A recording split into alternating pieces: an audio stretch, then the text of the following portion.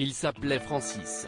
Il a été le compagnon de Jean-Paul Gaultier pendant 15 ans avant de mourir du sida.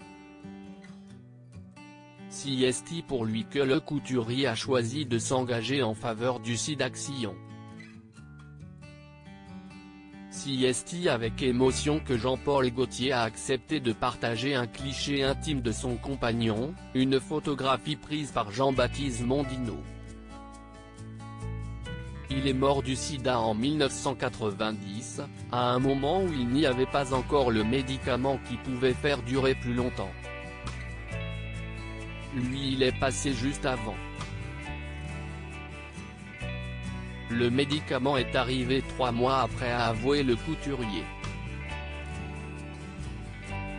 Pudique, il ne s'est pas épanché, mais c'était déjà raconté aux Parisiens. En 1987, on a décidé, avec Francis, de faire un test. Il s'est avéré qu'il était séropositif.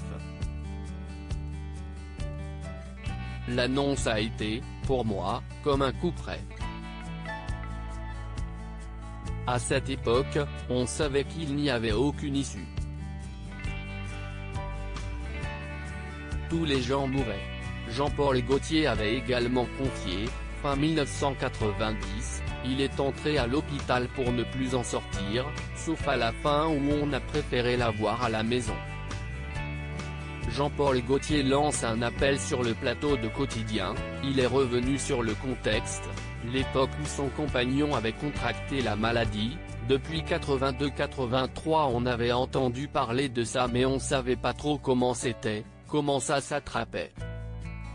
Après, je me suis dit que c'était tout à fait normal de faire quelque chose, de faire ce que je pouvais, a-t-il conclu pour expliquer son engagement en faveur du SIDAction.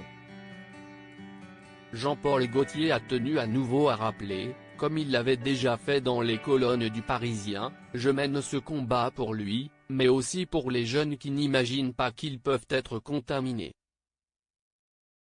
On pense que le virus n'est plus là. Si est faux. Si est comme lorsque j'étais gamin, on pensait que le cancer touchait uniquement les personnes âgées. Il faut rester très vigilant, surtout qu'il existe aujourd'hui de nombreuses possibilités pour s'en prémunir.